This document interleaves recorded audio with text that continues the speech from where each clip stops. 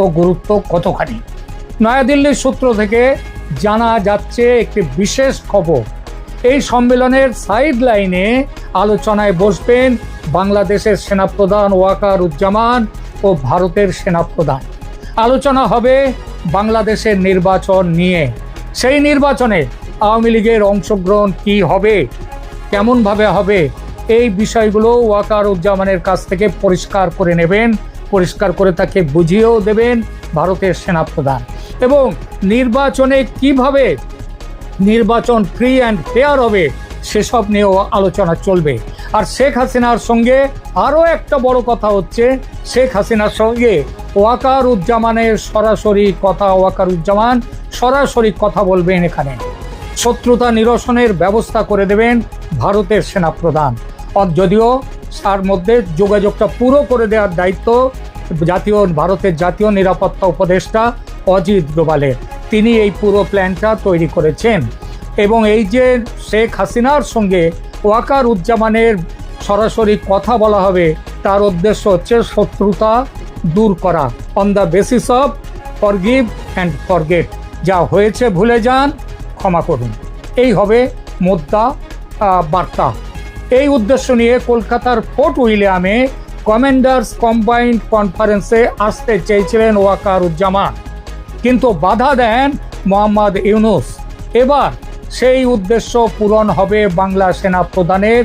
শেখ হাসিনার সঙ্গেও কথা বলবেন এবং ওই কমান্ডার্স কম্বাইন্ড কনফারেন্সে যে কথা হওয়ার কথা ছিল, যে কথাগুলো তার বলার ছিল, সেগুলো এবারে তিনি বলবেন। বাংলাদেশ নিয়ে পরবর্তী পরিকল্পনা যা আছে ভারতের সঙ্গে বসে এই সময়ে সেটা সফল করে নেবেন ওয়াকারুজ্জামান। মনে রাখতে হবে একটা বড় কথা, সেটা হচ্ছে গত বছর 5 আগস্টের পর এই প্রথম ভারতের সেনাপ্রধান এবং বাংলাদেশ সেনাপ্রধান দুজনে মুখোমুখি বসবেন, এই প্রথম। এর কারণ হচ্ছে, দেখুন, এটাতে দু দেশের ওয়াকারুজ্জামান তিনি নিজেও এখানে বসতে চাইছেন, কারণ তিনিও চান না যে বাংলাদেশে কোনো যুদ্ধ বিগ্রহ হোক, তাতে তো মানুষের প্রাণ চলে যাবে। তার থেকেও বড় কথা হচ্ছে ভয়ঙ্কর ক্ষতি হবে, ক্ষতি দুই দেশেরই হবে কম বেশি। ভারত কোনোভাবেই বাংলাদেশে সামরিক হস্তক্ষেপ করতে চায় না এই মুহূর্তে। তবে এটাও চায় ভারত যে বাংলাদেশের জনগণের ভোটে নির্বাচিত সরকার ক্ষমতায় আসুক, ক্ষমতা গ্রহণ করুক। যদি আওয়ামী লীগ আসে তো ভারতের খুবই ভালো, যদি আওয়ামী লীগ নাও আসে, মানুষ যদি অন্য কাউকে চান তারা আসবেন, তাদের সাথে ভারত সম্পর্ক তৈরি করবে।